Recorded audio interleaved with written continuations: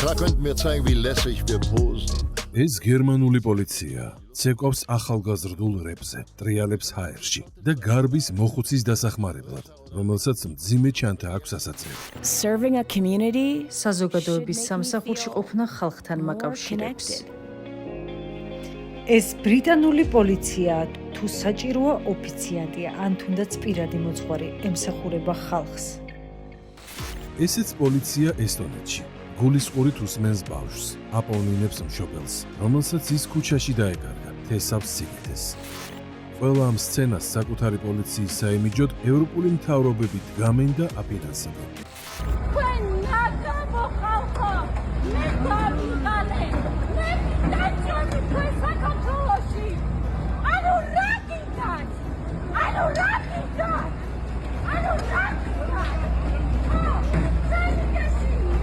საქართველოში კი იმავე დაფინანსებით სულ სხვა სცენები იდგმება. პროევროპელი გოგონა ბოროტ პოლიციას უპირისპირდება, რომელიც მის წინაშე უსუსურია. მიზანი ქართული პოლიციის დაკნინებაა. უნდა დაეკლინებინათ უცხოელ აგენტებს ქართული პოლიცია და ქართველი პოლიციელი. ერთ-ერთი მთავარი ხაზი, რაც აქვს გლობალურ ომის პარტიას ჩვენს ქვეყანაში, არის სწორედ ძალოვანი სტრუქტურების დაკნინება. იმიტომ რომ ყველა მარტივი რამე იცის, როგორც კი დასუსტდება პოლიცია, ძალოვანი სტრუქტურები, მაშინვე სახელმწიფო არის უკვე მოშლილი. ხალხს გვინდა რომ ვისრაოთ რაღაცა და გადადიახინა. მინდა ომი რა გინდა? აშურო. ბეცნაზივით რატომ ეკცემ? საზღვარგარეთაც ამას ეუბნებოდნენ რომ მიესაჯათ რომ დარწმუნებულიყვნენ რა საშინელებებსაც ატყიალებენ აქ და დარწმუნებული ვარ უკვე ძალიან ბევრი საშინელი სანქცია ელოდებათ. შანსი არ არის რომ ახლა ის სამარცხვინო ადგილი არ დაემხოთ. რა არ სცადეს? პროვოკაცია, გინება, ფურთხება, ქვებისა თუ მოლოტოვის კოქტეილის სროლა. მიზანს ვერ მიაღწიეს, ვერც პოლიცია გატეხეს, ვერც ქვეყანა გადაატრიალეს.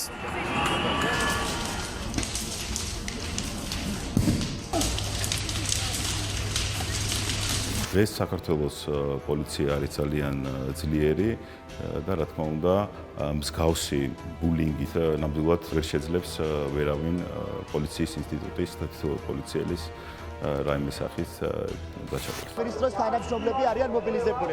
ვერ შეძლებს, რადგან ბრიუსელის პროპაგანდა ყველა ხრიკი თუ პროვოკაცია გაშიფრულია. ხალხიც აღარ ტყუდება და არც პოლიციას უპირისპირდება. მქონია ძალიან ბევრი შემთხვევა, რომ ჩემი დანახვისას დავუთმიათ ადგილი და ამით გამოვხატიათ ჩემს მიმართ პატივისცემა. ძალიან ბევრი ადამიანი ხდება, ვისაც შეატყობ რომ სიამოვნებს პოლიციელის ფორმულაცია, პოლიციელთან რო ახლობლობს, ძალიან ბევრი დადებითი მოდის ასევე უარყოფითთან შედარებით და ალბათ ეს მაძლევს მე მოტივაციას. მეც დავამატებდი იმას, რომ შეიძლება ზოგიერთ შემთხვევაში ხელი შემშლელი იყოს საქმიანობაში, მაგრამ ეს უფრო მეტ მოტივაციას გვაძლევს. ჩვენ მოგვეთხოვება კიდევაც, რომ ყოველთვის თავშეკავებულობა გამოვიჩინოთ და ჩვენი მაგალითით დავანახოთ ხალხს თუ როგორ უნდა შეიკავონ თავი. ავთო და სალომე ამ მისიისთვის ჯერ მხოლოდ ემზადებიან. პოლიციის აკადემიაში სწავლობენ, თუმცა საპოლიციო ცხოვრების უმთავრეს წესს ზედმიწევნით იცავენ და ძალას მხოლოდ კრიმინალის წინააღმდეგ მიმართავენ. შეიძლება საერთოდ ყაჩაღობის პროცესი იყო, ხო? დაინახეთ ამ იარაღის მუხარით წართვა, ხო? შესაბამისად, თქვენ უკვე წინასწარ მოხდავთ იარაღს, უკვე მზადყოფნაში ხართ პასიურად, დევნას ახორციელებთ, ბრძანებებს გასცემ. პოლიცია, გასული! დამაჯერებელი იყოს, მკაფიო იყოს, გასაგები იყოს. ხოლო როდესაც არც დევნის ოპერაციაა და არც ყაჩაღობა, პოლიციას სულ სხვა მისია აქვს.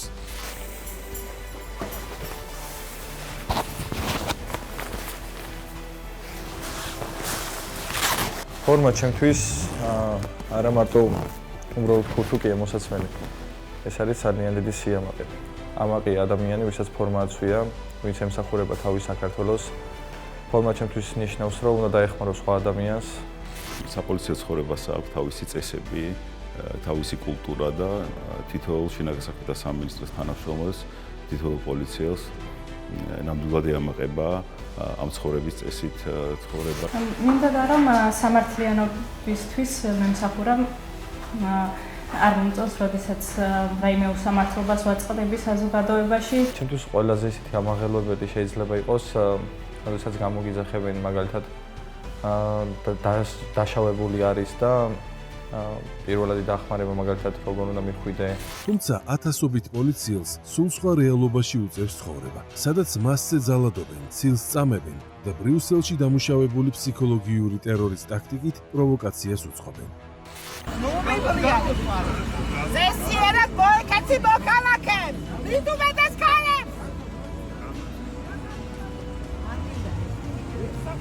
არავითარი უკან გამოდევდება მანქანები. გასაგებია სპარანჩე. კაცურად მოიქეცე, ბიჭო, ყალეები უთრო იქ. უზრდელი ხარ. უზრდელი ვარ კი არა, მეტიც ხარ. და შეაშინეთ ბებია თქვენ. გაიგე? და ეს პირველები გაიქცევიან რო რა. და თქვენ სიებს ყველგან ამბობთ და ყველგან დედამოკითხნებათ რო რა. კი, მალადეც კი არა, ეგრე იქ. ხოლო აი რას ამბობს ამაზე ბრიუსელი და მის ჯიბეში მჯდარი ნაცმედია. ქალებს უპირისპირდებიან პოლიციელები.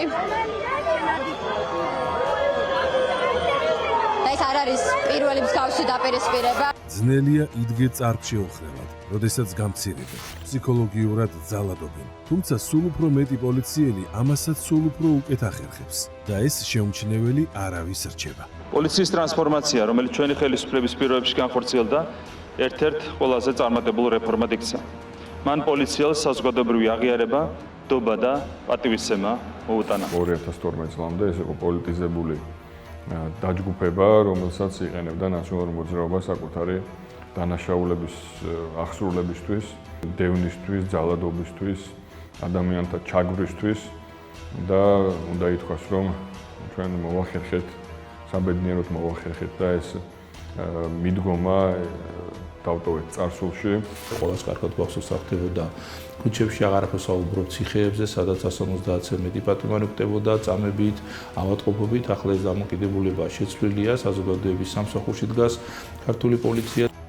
და დგას მტკიცედ იმის მიუხედავად, რომ ხშირად საპასუხოდ შეურაცხყოფას და გაკიცხვას იღებს. პოლიციელს უნდა ვკითხო, სამხელს დავიკავებ ხელში თუ რა?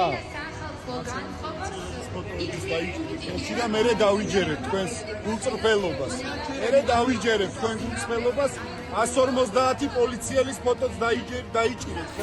ნახეთ ჩვენ არაერთი რევოლუციური რეჟიმის დროს ცოცხლად დამწვარი პოლიციელები, მძიმე დაშავებული პოლიციელები და ნახეთ რომ სამწუხაროდ არავის არ დაუგმია ეს ქმედება ქვეყნის გარედან. თითოეულ ამ ადამიანს, თითოეულ სამართალდამცავს გადავუხდი მადლობას, გავამხნევებ მათ და ვეტყვი რომ მათ აქვთ მხარდაჭერა ქართულ საზოგადოებაში. როდესაც მოვალეობის ხაზზე მდგარი პოლიციელი გრძნობს ამ მხარდაჭერას, როდესაც პირადად მინისტრიც მას გვერდში უდგას, ეს ცხადია მნიშვნელოვანია. მოვალეობა ვითხრეს რომ უკეთესად ხოლო როდესაც ეს მხარდაჭერა ტრიბუნიდანაც ჟღერს, საერთო სიმტკიცისთვის გადამწყვეტია.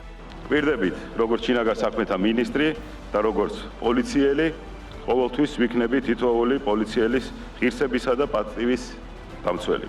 კიდევ ერთხელ გიხდით მადლობას და ამაყივა რომ თქვენთან ერთად ვსახურობ, გისურვებთ სიმტკიცეს. გვერდში დგომის დაპირება მინისტრისთვის რევერანსი არ არის. მას ყველა საპოლიციო საფეხური პირადად აქვს გავლილი და ყველა რანგის ოფიცრის, თუნდაც დამწყები გამომძიებლის გამოწვევა იცის. გამომძიება იყო ჩემთვის ოცნება და როგორც უნივერსიტეტი დავამთავრე, დავასრულე, გავხდი გამომძიებაში. ვაჟა-შაბელაზე ესეთი დანაყოფი იყო კრიმინალური პოლიციის და ვაჟა-შაბელას პოლიციის უფროსობა იყო ჩემი ოცნება. და სამწუხაროდ ვერ გავხდი. ვაჟა-შაბელაზე დანაყოფის უფროსი ვერ გახდა, თუმცა უამრავი სხვა ეტაპი გაიარა და გახდა მინისტრი. ამბობს, რომ განვლილმა წლებმა ნათლად დაანახა, რამდენად მნიშვნელოვანია ხელმძღვანელის უშუალო ჩართულობა სისტემის ყველა რგოლის საქმიანობაში. ვიცი თითოეული პოლიციელის საჭიროება და ეს ძალიან მეხმარება და რა თქმა უნდა მე ძალიან აქტიურად ვარ ჩართული არა მხოლოდ საპოლიციო საქმიანობაში, არამედ მოგეხსენებათ, რომ შინაგან საქმეთა სამინისტროს უამრავი დანაყოფი აქვს, ეს არის თუნდაც საგანმანათლებლო მიმართულება. საბაკალავრო პროგრამის დანერგვა პოლიციის აკადემიაში მხოლოდ ერთი მაგალითია, რომლის ეფექტი მთლიან საპოლიციო სისტემაზე უშუალოდ აისახება. აკადემია გახდათ პროფესიული განათლების მიმცემი და პრემიერ-მინისტრის გადაწყვეტილებით ჩვენ საკანონმდებლო დონეზე ცვლილებას შევიტანეთ და უკვე შესაძლოა იქნება სამწლიანი სასწავლო პროცესი, ბაკალავრიატი, შემდეგ საპოლიციო საქმიანობაზე ორიენტირებული. ეს კი იმას ნიშნავს, რომ მერხიდან სისტემაში მისულ დამწყებ კადრს კვალიფიციურ პოლიციელობამდე წლების პრაქტიკა აღარ დაჭირდება. ის უკვე პროფესიონალი პოლიციელი იქნება. ბაკალავრიატის დასრულების შემდეგ უკვე შესაძლოა იქნება პირდაპირ დაინიშნოს, ეს იქნება გაუმძებლის თანამდებობა, ეს იქნება დეტექტივის თანამდებობა, ექსპერტის, კრიმინალისტის, საპოლიციო საქმე, რაც მოგცემს საშუალებას, რომ ჩვენი კურსდამთავრებულები იყვნენ პროფესიით პოლიციელები და არა რაიმე სხვა პროფესიის მატარებლები, როგორც აქამდე ხდებოდა და შემდგომ გადამზადებას ეს ადამიანები აღარ საჭიროებენ, როცა უკვე პოლიციის რიგებში ჩაირიცხებიან. შემოდით. მოგესალმებით. დაბრძანდით. სალმებით. როგორ მოგწონს ჩვენი მომზადების კურსი? რამოდენიმე დღეა რაც დავიწყეთ კურსი. ბევრი ეტაპი გავიარეთ. განსაკუთრებით მინდა აღვნიშნო იმ თეორიული მასალის პრაქტიკაში განხორციელება, რასაც ეწოდება დაკავება, ზედაპირული შემოწმება, დათვალიერება. მინდა იცოდეთ, რომ თქვენი საქმიანობა არის ძალიან საპასუხისმგებლო, მოითხოვს ძალიან დიდ ყურადღებას. გაცილებით მეც, ვიდრე უნივერსიტეტის იურიდიულ ფაკულტეტზე სწავლა. და რაც აქამდე საპოლიციო სისტემაში მოსახვედრად უმთავრესი გზა იყო.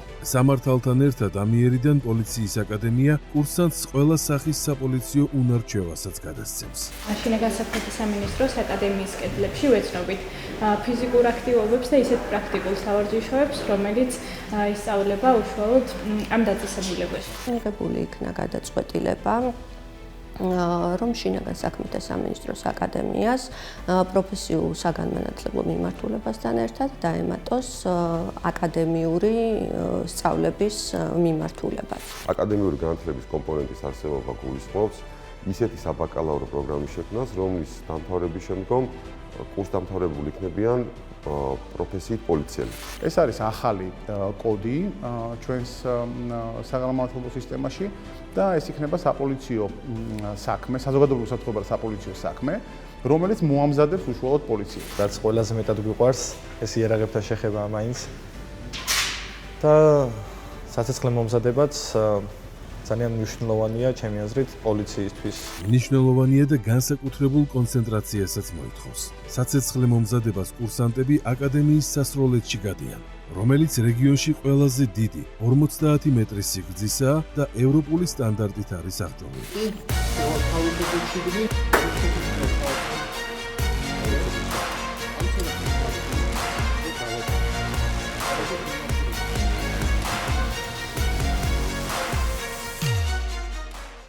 შინაგან საქმეთა სამინისტროს აკადემია დღეისათვის წარმოადგენს ერთ-ერთ საგანმანათლებლო დაწესებულებას, რომელიც პასუხისმგებელია საპოლიციო სისტემის კადრების მომზადებაზე პროფესიული მიმართულებით.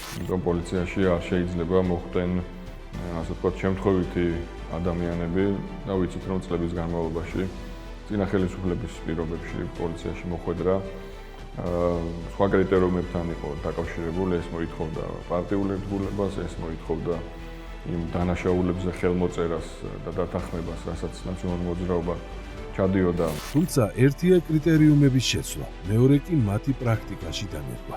პოლიციის საბაკალავრო პროგრამა ამის მხოლოდ ერთი მექანიზმია.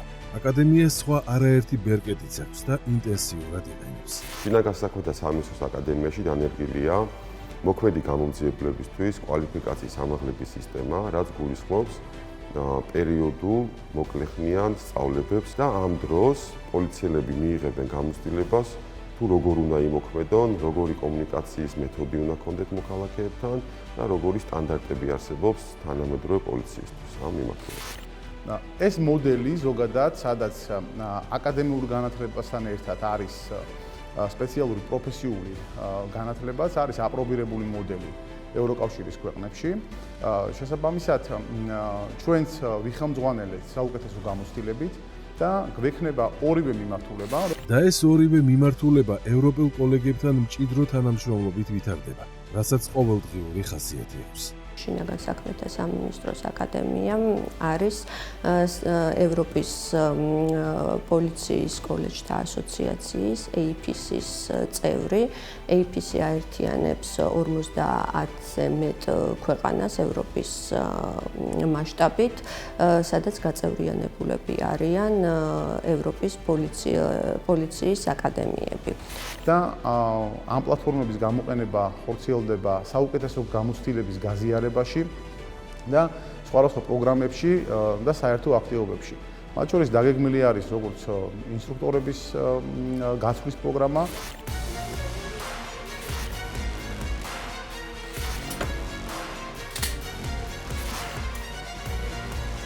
ავიღეთ იარაღი.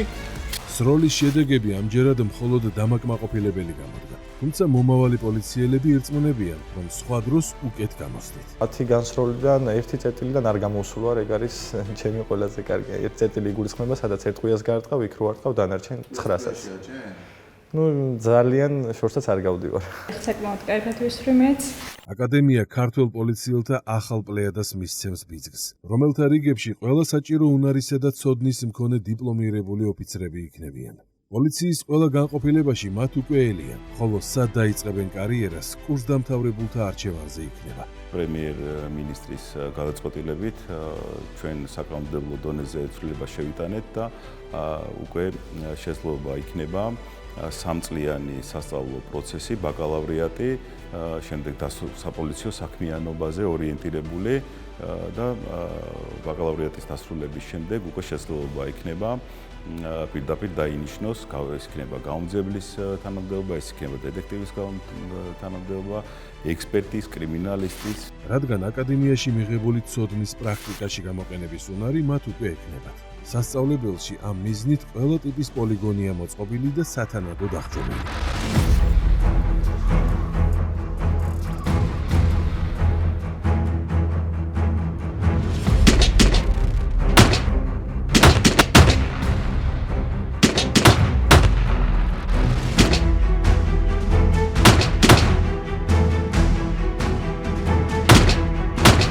აკადემიას გააჩნია ბაზა როგორც ძლიერი თეორიული განათლებისთვის, ასევე პრაქტიკული მეცადინეობებისთვის. გვაქვს ისეთი სივრცეები, როგორიც არის იმიტირებული სასამართლო დარბაზი, კიბერდანაშაულის ლაბორატორია, ასევე გვაქვს ტირი, შუთჰაუსი, ფიზიკური და ტაქტიკური მომზადებისთვის საჭირო ყველა სივრცე და ასევე იმიტირებული პროცესებისთვის საჭირო ყველა სივრცე. რადგან ერთია ვთქვათ სროლის ტექნიკა და მეორე სტრესულ სიტუაციაში იარაღის გამოყენება. როდესაც შეიარაღებულ წინააღმდეგობას აწყდები, იქვე კი მშვიდობიანი მოქალაქეებიც არიან. ხოლო ტექნიკა ამ დროს საკმარისი არ არის. საჭიროა ტაქტიკაც, რაშიც კურსანტები მომზადებას იმიტაციის სივრცეში გადიან.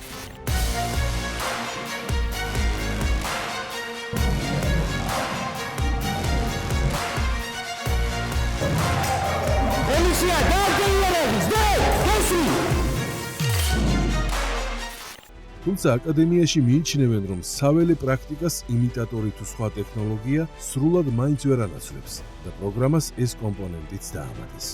ჩვენ ასევე დავამატეთ პრაქტიკული კომპონენტი, რომელიც ახამდეც არ არსებობდა.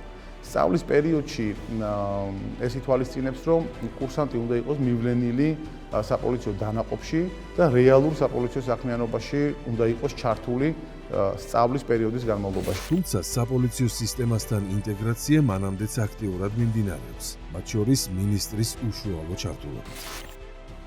მჭიდრო ადმინისტრირების ფარგლებში სამინისტრო მნიშვნელოვან სახსრებს ხარჯავს აკადემიის ინფრასტრუქტურისა და აღჭურვილობის გაუმჯობესებაზე. ამისთვის ჩვენი აკადემია აღჭურვილი არის სპეციალური ინფრასტრუქტურით, კროსფიტის სივრცეები, სადაც ფიზიკურ მომზადებას გაივლიან სტუდენტები და ასევე სავარჯიშო სივრცეები. სასპორტო ფორმებსა და სხვა აღჭურვილობას კურსანტები უსასყიდლოდ იღებენ. მოწყობილია გასახდელები, საშხაბე, სავარჯიშო დარბაზი პროფესიული ევროპული სტანდარტით არის მოწყობილი და ინსტრუქტორებიც ტიტულოვანი სპორტსმენები არიან.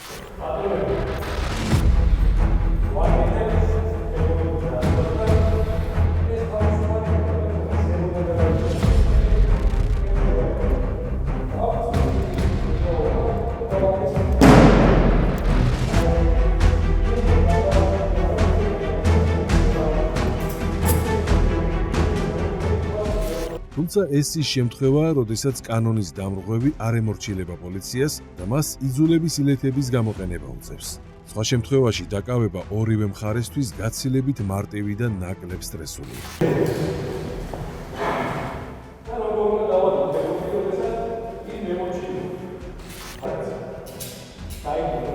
ვარჯიშის შემდეგ, როდესაც ფორმას იცვამს და შინ მიდის, მუდამ იმის იმედი აქვს, რომ გზად მშვიდობა და კანონის პატივისცემა დახდება და დარბაზში ნასწავლი ილეთების გამოყენება არ დასჭირდება. მიიჩნევს, რომ ამისთვის პოლიციელმა თავად უნდა მისცეს სხვებს კანონის მორჩილების მაგალითი.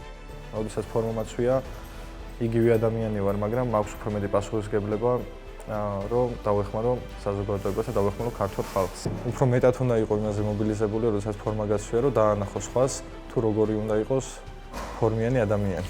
ყოველ შემთხვევაში ახალი პლეიადის ფორმიანი ადამიანი, რომელსაც სახელმწიფო არამხოლოდ უფასო სწავლითა და თანამედროვე ინფრასტრუქტურით, არამედ უფასო კვებით, სასტუმროთი და სოციალური დაცვით უზრუნველყოფს. იმედით, რომ ქართული პოლიციის ხვალინდელ დღეს შექმნის. აკადემიის სტუდენტები უზრუნველყოფილი იქნებიან კვებით, სამუშაო ფორმით, სავარჯიშო ფორმით და ყველა იმ აღჭურვილობით, რომელიც საჭიროა ამ სპეციალური სწავლებებისთვის. ასევე სწავლების პერიოდში ისინი ისარგებლებენ ზოგადად პოლიციელისთვის ადგენილ სამართლებრივ და სოციალურ გარანტიებს. ეს არის სასტუმრო, აქ დარჩენა შეუძლიათ მათ, ვინც არ ცხოვრობს თბილისში და ვინც რეგიონებიდან არიან, შეუძლიათ მოვიდნენ. ჩვენი ოთახები არის ძალიან კომფორტული სხვათა შორის.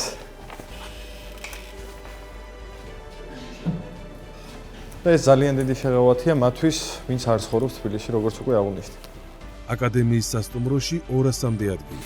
ზუსტად იმდენი, რამდენის მიღებაც საბაკალავრო პროგრამით არის დაგეგმილი.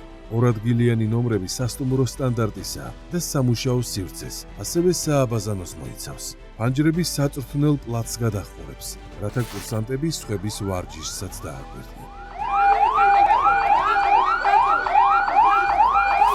ვხედავთ აბსოლუტურად განსხვავებულ ისეთ პოლიციას, რომლის შედარებაც არ შეიძლება იმ მემკვიდრეობასთან, რაც საქართველოს მიიღო 2012 წლის შემდეგ. უმაღლესი სტანდარტის, ეფექტიანი პოლიციის მშენებლობას შესაბამისი უზრუნველყოფაც სჭირდება, რაც ხელისუფლებაში კარგად ესმით და ამ გამოწვევის საპასუხო ნაბიჯებიც იდგმება. პოლიციელებთან დამიმართებაში ჩვენ შევცვალეთ პოლიტიკა, გაიზარდა მათი სოციალური დახმარება, ხელფასები, მხარდაჭერა, ანაზღაურება, შესაბამისი ტექნიკა, აღჭურვილობა, რაც რა თქმა უნდა ხელს უწყობს მათ მუშაობას, აქაც კიდევ ერთხელ ჩანს ხელისუფლების დამოკიდებულება ზოგადად სამართალდამცავი სისტემის მიმართ. ჩვენ ახლახანს მივიღეთ და კანონში ცვლილება შევიტანეთ და შემოვიდა სხვადასხვა სამსახურებო მოვალეობების დროს საჭიროებაზე მორგებული სოციალური პაკეტები, რის პრეზენტაციასაც უახლოს პერიოდში აუცილებლად გავაკეთებთ, ვინაიდან თებერვალში უნდა ამოქმედდეს და ახლა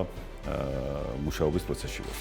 ხელფასებს გარდა უმჯობესდება პოლიციის სამუშაო გარემოც, განსაკუთრებით რეგიონებში, სადაც ამ ხრივ ჩამორჩენაა. წელს სამინისტროს ბიუჯეტიდან ლომის წილი სწორედ ამ ძალისხმევას უნდა მოხმარდეს, რადგან მაღალი სტანდარტის პოლიციას შესაბამისი სამუშაო პირობებიც სჭირდება. წლევანდელი ბიუჯეტი შინაგან საქმეთა სამინისტროსი სრულად არის ორიენტირებული ინფრასტრუქტურის გაძლიერებაზე, ეს შეეხება როგორც საპოლიციო დანაყოფებს, ისე მიგრაციის მიმართულებებს სხვადასხვა რეგიონში.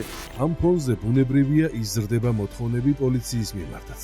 პროფესიული ცოდნის გარდა მას სათანადო ფიზიკური მომზადებაც მოეთხოვება და სხვა არაერთი უნარიც, რაზეც აქამდე აქცენტი არ გეცდება.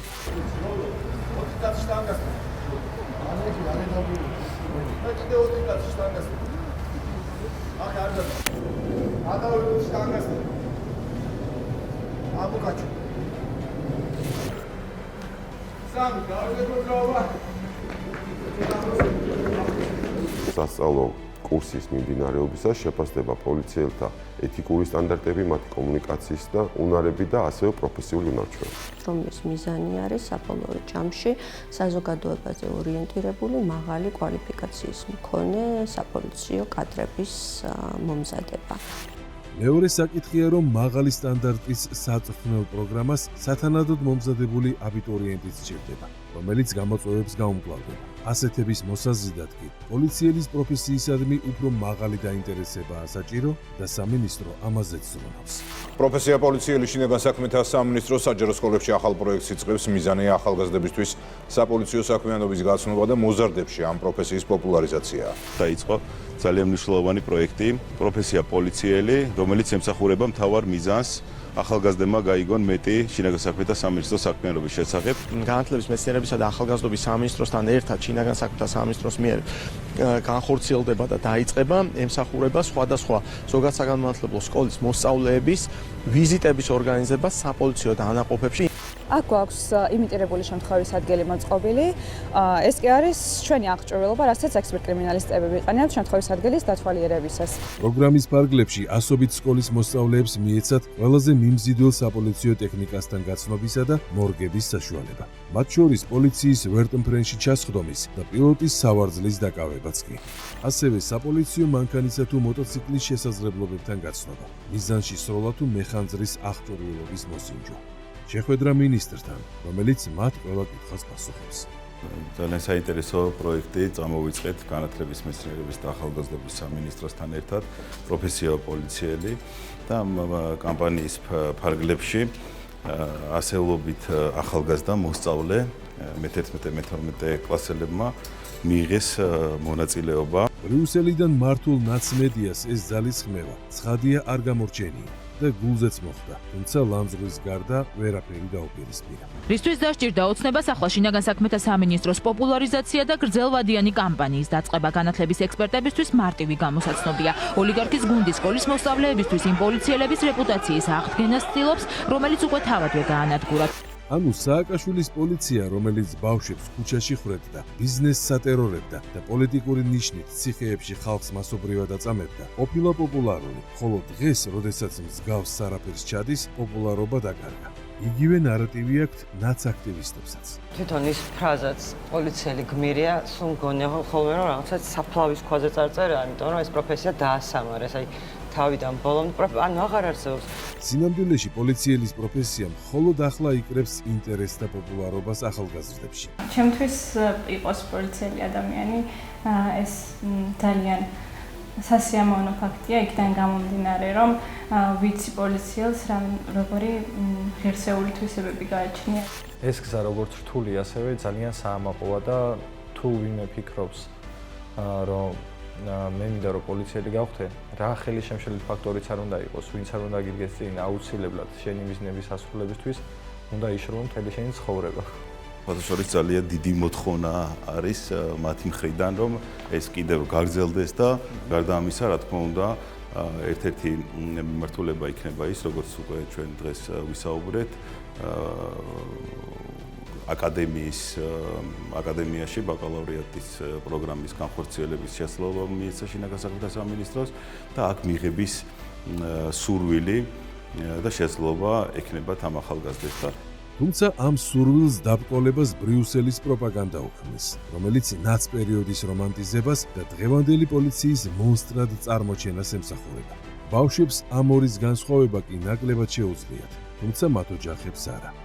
ხშირად ხდება ხოლმე ამ ბოლო პერიოდში სხვათა შორის პატარა ბავშვები მაგალითად რო ჩავილი და სამხედრო სალამით რო გესანებიან ძალიან დიდი სიამაყით ვივსები მაგ დროს და არ ვიცი მინდა რომ მეც მათთან მივიდე და უთხრა რომ აი მეთქი რო გაიზდები ჩაისვით ფორმა და მე ასეთი შემთხვევა არ მქონია, მაგრამ გარდა ნეგატიური დამოკიდებულებისა ზოგიერთი ადამიანისგან დავეთანხმები ჩემს კოლეგას, რომ უფრო მეტია დადებითი ემოცია ხალხისგან, როდესაც ხედავენ ფორმით გადაადგილებულს.